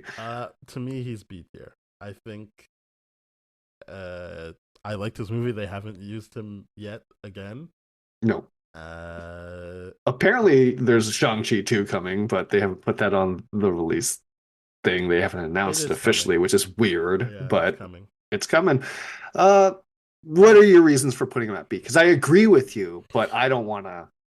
I think he's B because, well, in terms of performance, it's not a character I know really. Like it always felt like it had the potential to be really embarrassing and insulting. Yeah. Truly, when I was like, it's Shang-Chi, the Kung Fu Master, and I was just like, So for me, it was already elevated when it seemed like they were taking care with the character Mhm. and not making it as exploitative as it could have been. Yes. I thought that was good. I think I was really taken in with the uh when you like when you love someone, that's when you can truly like elevate and I know that's not the character specifically, but he's only in the one movie, and in that it was like, yeah, this guy's so aimless or whatever. But then once he realized, and I don't mean this in a romantic way, his love for Katie Hmm. um, helps him expand and focus properly the same way it helps her expand and focus. I was actually, and maybe it's because I just become a parent, I was taken with that. That meant a lot to me. I thought that was a very nice message to have in that movie that wasn't necessarily about that, but had that as some of the themes they were looking at. And so I just thought that my personal opinions about both of those actors aside, Hmm. they did a good job in bringing these characters to life in a way Yes. that felt real, in a sense that like I've truly, like, when they're like, oh yeah, welcome to the circus, you're part of the team, I was like, yeah, and that makes sense for Katie. It didn't feel like a Yeah. yeah, and the girl too. Like, I just thought they did a really good job of making their world real. Yeah. Yeah. Yeah. I'll go with that. We'll go with B. I'm not going to say too much about this. I'm Yeah, surprised to see Katie on this list, though. I see well, just because why she would be, she's part of but the last fight, and was told that she's part of the team. I don't think they're going to follow through on that, but she was told she's part of the team. in So, any significant way. But well, I like, just don't think they're going to get Aquafina again. It is more yeah, what I I think. think you're right about that. But she's here. Katie, as played by Aquafina. Again, I will not talk about my personal distaste for that Hmm. actor. Uh, I do have the one problems we with just that character, that actor as well. or the one we just talked about. Yeah. I will just say that in the movie she is good, Hmm. and she was an early. I shouldn't say early. I think in these movies, outside of people like Nakia and Okoye, Hmm. the female co-stars were kind of just also there. Mm-hmm. Um, whereas Katie, it was also a part of her journey. Like it wasn't, she wasn't there Mm-hmm. just to make Shang-Chi better. It was, as I said, their connection, their love for each other. I Mm-hmm. want to make it clear, I don't think that had to be romantic, but their love for each other is Yeah. what helped both of them. And it wasn't just, oh, the love of a good woman made Shang-Chi better. It was really, they're both aimless, and they were able to focus in on what was important to them. Yeah. And so I thought that was good and interesting, because not a lot of the female characters who don't get a uniform, a costume, a suit, Mm-hmm. uh, got that attention and care. Yeah. Yeah. Okay. Okay. Where would you put her? I don't know, Or B. did I miss that? Like, no, I didn't say, but I Okay. would put her at B as well, just because, I mean, who knows where she'll go. I just thought Mm-hmm. that that was very interesting, and that she was such a integral part of it meant a Yeah. lot. Yeah. To me, I would have personally put her a little bit lower just because I'm like, and it's hard for me to not see this, but like, yeah, I get why the audience needs her because it's kind of like the audience surrogate to have everyone explain things to her and AKA the audience. Um, and really, it's like in Act Three, yeah, you pick up the arrow, you do your thing, but then it's not like you were just gonna sit around and do nothing, right? I personally don't think the character was really that well written. Um, I think it was well acted, but I don't think it was that well written. But I do like what you're saying about that aimlessness that they both have, and that they're both figuring it out together through this whole adventure that they have. I could stomach a B, but I personally would put a C to Katie. We'll put her at B right now, and Yeah, then probably never talk about her again. yeah, Uh, probably that's probably true. uh, But 41, Cersei, played by Gemma Chan. I'm gonna be honest with you. I wanted to rewatch the, what are they called? Eternals again before this. I kept Are you wanting to pull the sure? Elementals. I Yeah, wanted to, and then I just kept being like, "There's not enough time in the day yeah. to this." I have a very specific version of the Eternals in my mind, Hmm. from the Neil Gaiman run. Yeah.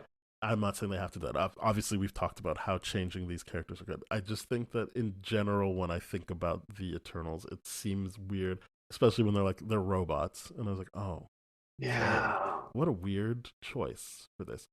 Uh, Cersei's not one of the ones that popped for me, if I'm being honest. I like Gemma Chan. Hmm.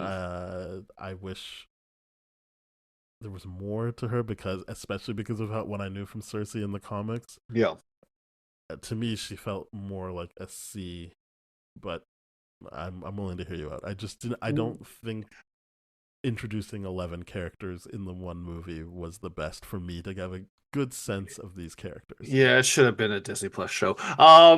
The Cersei character, I am very much with you. I don't think Gemma Chan gets a lot to do with this, considering that they're playing up this love triangle as the story, and she's not really doing much. And then it's Oh also yeah, I hard. also was like, does she like the other guy? This doesn't feel like a love Yeah, it triangle. doesn't. It doesn't feel like a try. But also the idea here that it's just like, oh, the whole purpose of them is to not interfere and not do anything. She does a good job of not doing anything, but that doesn't make it a good hero to me. No.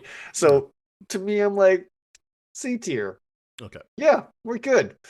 But like you said, I love Gemma Chan, and I want to see her in more things, and I want to see her expand. But the robot thing is, oh god, it's just gonna be consistent through all these characters that we're going through next, because obviously we're going through the Eternals. Thena. Thena is But played by yeah, Angelina Jolie. Jolie. I mean, same thing for me. She seems like a C to me, because they have this interesting thing going on here, and Hmm. my memory of the movie was me being confused as to how it truly worked, or how it played into Hmm. their end game. Hmm. Um, it just felt like a bit wonky to me, Hmm. but she's there. She's giving it her all. The performance is good. I will say again, I can't really base it against like comic accuracy or Hmm. costumes, because there's a very specific run I read, and they didn't do that, and I'm not saying they should have. I'm just saying, to me, then that becomes a moot point. Hmm. Yeah. So Yeah. what they did do, with the robot thing kind of threw me off, and I also, and it's not her fault as a character, but the connection to Gilgamesh also didn't sit right with me. That he was Yeah, just there to be in service to her. I have a lot of opinions about Gilgamesh and the Yeah, disservice they did to him. But and especially because he's like an Asian yeah, man propping up a white woman. It's yeah. just like, oh God, that just hits too home for me. But yeah, what did you say? C? Yeah. Yeah, C. I'm good with C. Let's go with Ajak, played by Selma Hayek. I like that rhymed. She's fine. I don't. I She's mean, fine. I think she's a little bit higher than C. I think she might be a B I'm to me okay. I'm because fine she with Ajax does being a some B. slightly interesting things, and I think she's really, really just she is one of the more interesting characters amongst a whole slew of uninteresting characters. Yeah. Uh, I but didn't put the yeah, Icarus guy in here because he's ultimately a bad guy, but we didn't put him in the villain tier either. So yeah, sorry, we missed that. But he's not. I didn't miss him on this. He's a villain, so yeah. he's not listed. Kingo. Now, Kingo. if we were talking about Kingo's sidekick, now then Oh, we then we might get got it. to We B got tier. A tier character right there. But But I Kingo think Kingo himself, is yikes! fine. I think what bothered me again it was clear they were like, there's too many characters here, and he literally Yeah, is like, all right, I'm gonna go. we're Bye. ditching out for the entire third act, and then we're gonna come back, and everyone's gonna be cool with it. Like it's I weird. think that's what drags him down back to C for me. If he didn't do that I and they would, like played it yeah. through, Mhm. he would probably be B to me. I would actually put him below C and D because I've never seen any character really bail out for the third act and then come back in the end and being like, oh, nothing's wrong. But also, too, here's the part that I think is really, really just a cruel joke towards Kumail Nanjiani, how he spent He so never much took his shirt off. time getting buff for Marvel, and he's like, yeah, it'd be funny if we never give him that scene I that mean, he everyone still else needed to gets. fit into his costume, so it Yeah, wasn't but for nothing. still, it wasn't for nothing. You're right, but the shit, he good for him, man. He did some work to grind out like that, and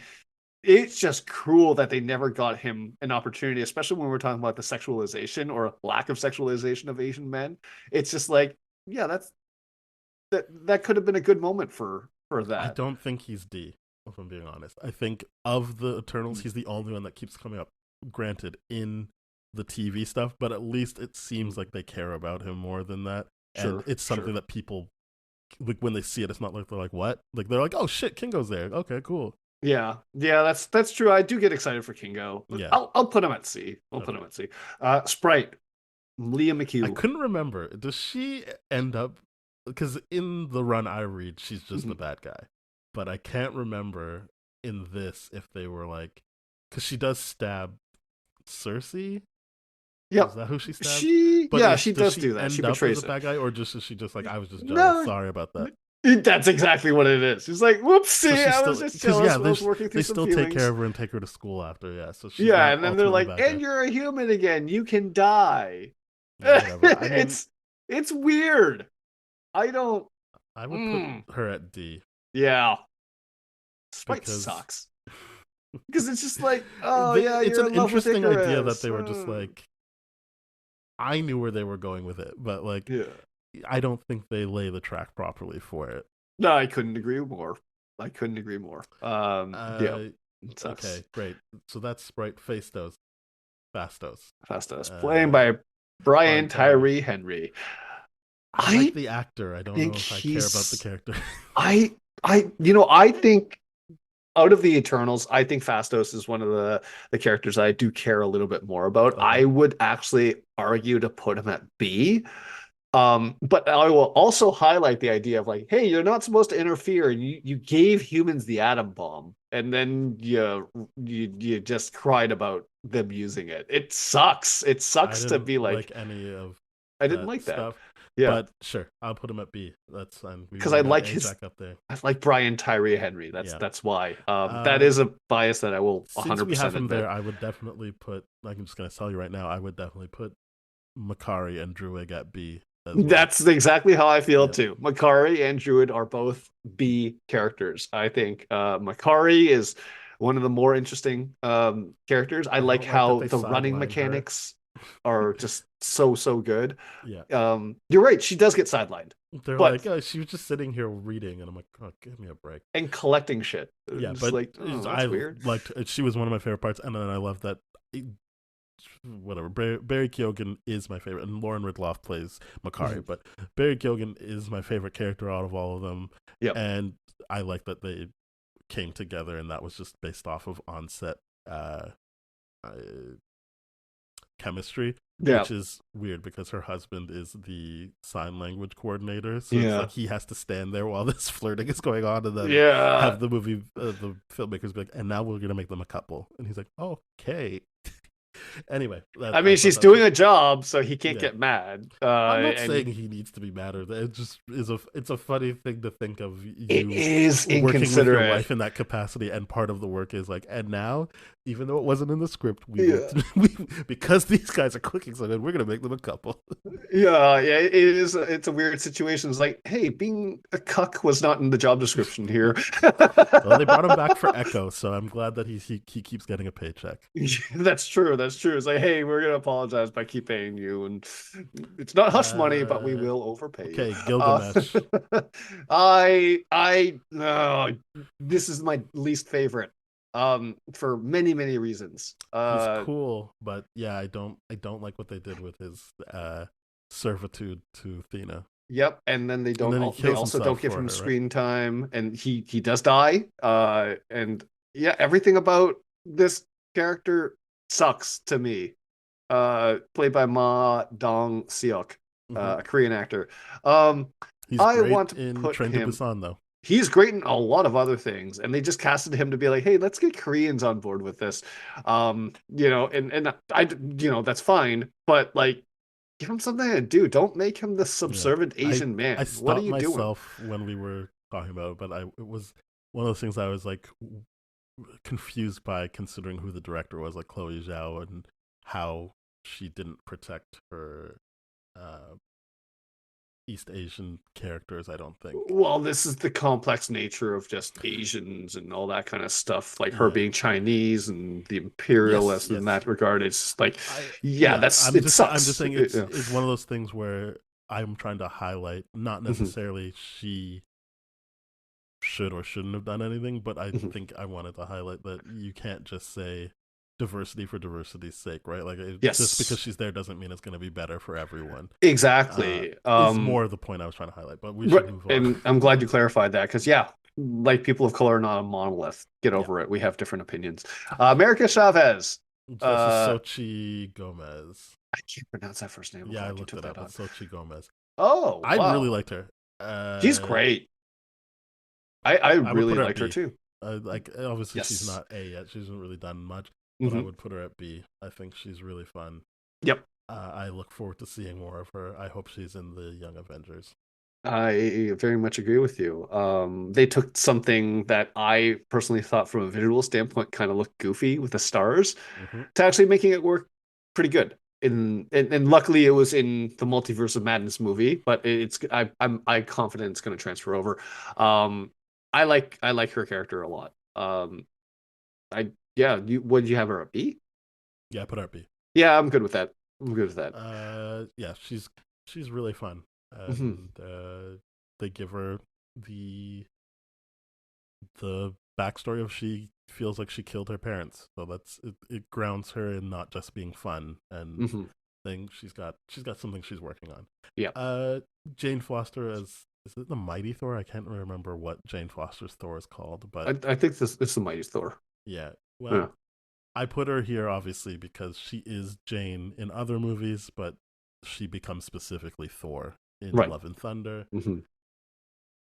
I think they did a good job with it. Obviously, it sucks that it's all compacted into one movie. Yeah. Again, like, we hit a run where Marvel was like, it has to be 2 hours, and we'll just get a bunch of stuff done in that 2 hours. Yeah. um, but I think I don't know how early on in the comics they reveal that it's giving her cancer, but obviously in this one, it's just like this is her solution to the cancer. It's not the reason for it, Hmm. and it's still killing her. So it definitely feels like there's stakes to it. It doesn't feel like it's just a Hmm. fun romp, and Yeah. that's what I liked about Love and Thunder. That people are like, it's too funny. I'm like, there's jokes to hide the pain, but that doesn't mean it's too funny. Like, Yeah. there's some deep shit going on. Yeah, is everyone not familiar with grief? Like that's Yeah. what some people do. I mean, they just overcompensate the other way, and that's exactly what this movie did. I just feel like I don't I didn't get enough of No, Jane there's not a. Foster, the Mighty Thor here in I would put regards her at to. C. Yeah, yeah, just because I'm like that angle of her having cancer, and every time she turns into Thor, it turns away everything. It just didn't get played up well enough. Because that's so sad and it's so good. And but I would put her at C, you're right.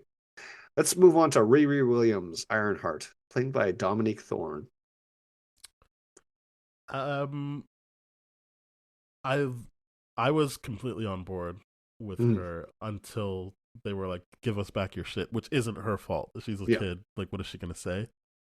So that was more a story beat I didn't like. But in right. terms of just how the character is deployed, that made a lot of sense. Like, they already felt weird about how they treat American black people, so now they're forced to deal with an American black woman. Yep. Um, she's definitely got her own point of view on how she wants to get shit done. Mhm. She's like, yeah, I liked her. For me, she's like a B tier character. Yeah, I'm with you on that. I need to see more of her to push her up, but I hope to. I hope her stuff doesn't get canceled amongst this new Disney direction that they're taking. Because her show's been done for like a year. Yeah, that's why I'm like, don't do the tax write-off thing, man. It just please Yeah, don't. it If you're was. gonna release Echo, you're gonna release this too. It's just that's how I genuinely feel about it. So it, please just give us the Ironheart series. We want it. We want it so bad. uh, But again, from a movie perspective, B, because yeah, she doesn't get enough to do there. She just gets introduced, and she does good there though. yeah, But she does well. you know. Adam Warlock, played by Will Poulter. Fine. He's Uh, fine. I liked what they did with the character a lot. Visually, it's. I mean, it feels like it's all visuals. Like, he's funny, but you don't really get to see him as a hero, or like I think people have mentioned, like he's one of Thanos's arch rivals, Mhm. and they don't have any connective tissue in this, which is, Mhm. I can see how people might be disappointed. I don't have that issue. Mhm. Uh, it's just, this was James Gunn's thing. He, like, I felt like he wrote himself into a corner, and then he. Yeah. I don't think he uh truly dropped the ball on it. He just took his time and was like, "All right, here he is. You guys, you can use him how you feel after this." I like the fact that he's a kid in this, and there's Mm-hmm. like kid sensibilities and all those kind of things, and he's like constantly looking for the approval of his mom and all that kind of stuff. I think what they did with this character, given how they wrote themselves into this corner, is like, yeah, okay, this is the best thing that we could have gotten here. That makes a lot of sense, and we had fun with them. I would still put him at C, but Yeah, C seems right to me because it gets weird with the whole like, wait, you didn't explain what that crystal is on his head. It's just an Easter egg referencing that it should be an Infinity Stone. Like, what the hell? Like, that's weird, yeah. but whatever. Uh, Iman Vellani's Kamala Khan, Ms. Marvel. I think we're gonna think very highly of her. yeah. I No, I think she's A tier, I would if put her not at A S. tier. Yeah. I would put her at A tier only because we like Yelena, Mhm. Yelena. Sorry, not Yelena. Like Yelena. If we could introduce the TV stuff, it would be higher. But since it's just the movie stuff, she's Mhm. at A for now. I would Yeah. say. And she's A because I mean like that she is a scene stealer in that thing. Like everything she's doing, I'm like, this is great. The fact that she has to reckon with the fact that like it met my hero and she's not exactly what I thought she would be is actually a lot of fun to see. Like she Mm-hmm. grows up a lot within that, and then also like I know that we're talking about Miss Marvel alone, but like I never expected her family to be such a big part of the You movie. know what? I feel bad. Let's just we can include the TV show if we want, because obviously the next person we're talking about is It's pretty much just in a TV show. she's like, oh, you get one post credit. We're gonna rank her Yeah, there. yeah. Yeah, I mean, the stuff even more so than the Peter Parker stuff, where I reached into the audience. I don't know if they know this, but I famously had said at one point in my life, I'm like, I don't think I can care about teenage stories anymore. Mm-hmm. And that was me at like 28 or something like that. A decade later, I'm like, no, I care about this. This is a lot of fun. Like the Peter Parker stuff, the Miss Marvel stuff in high school, it's a lot of fun. Mm-hmm. So I'm like, I care about it. It's great. And she does such a good job, especially in her show. With all those kind of things, the hero worship side of things, but then to also confront that aspect of like, oh, she's not who I thought she was. Yeah, and when you see her in the Marvels, it feels like she's got like a way better handle Yes. on her powers because like when she's in the cockpit with, or maybe it's not a cockpit, but when she's there with Nick Fury and like is able to hand him his gun, I'm like, well, yeah, I believe she can do that because we've watched like what she went through during the TV show, but it's nice to see that she's upgraded as well. Yes, absolutely. Absolutely. I think it's really, really cool. I think she's an A-tier character. However, I can't say the same for Kate Bishop's Hawkeye, played by Haley Steinfeld, who is an actress I really, really, really enjoy too. I think she's a C tier character. I would put her at B. Mm-mm. That's why I said we can keep the TV show stuff just because like Yeah. if it wasn't for her and Yelena, that Hawkeye show is complete shit to me. I still think it's complete shit except for the Yelena episode. Like that's the only episode I like.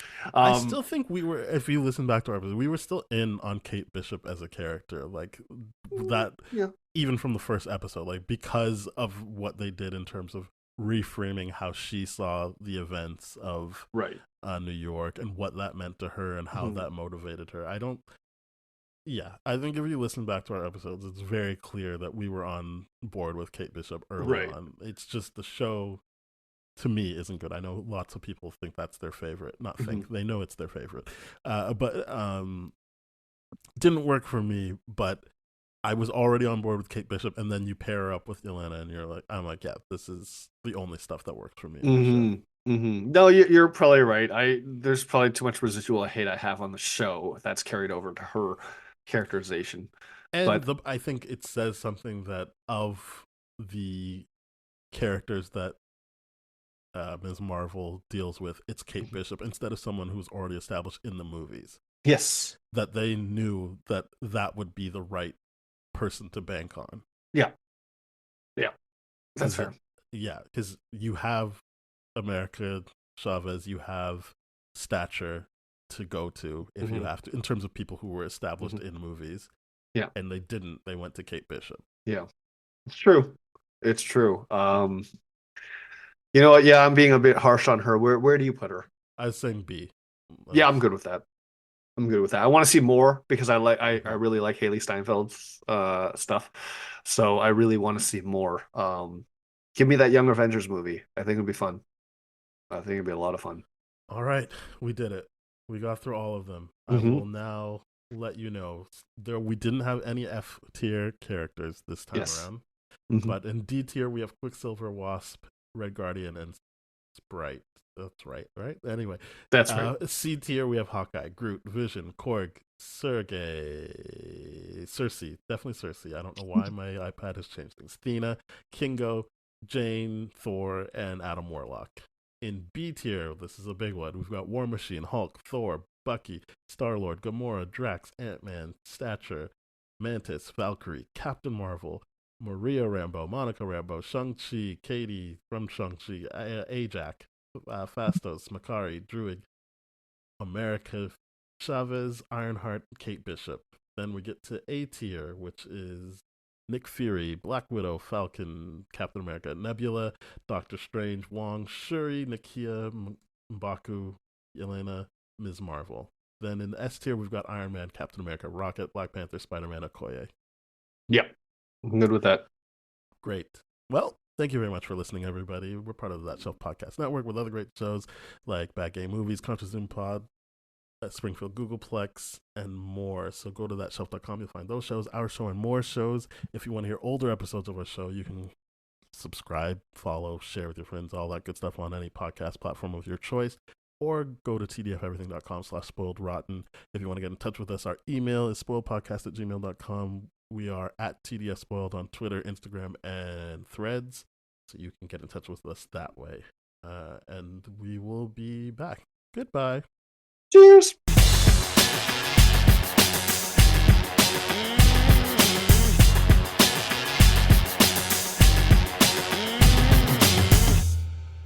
This has been a TDF Everything production, brah.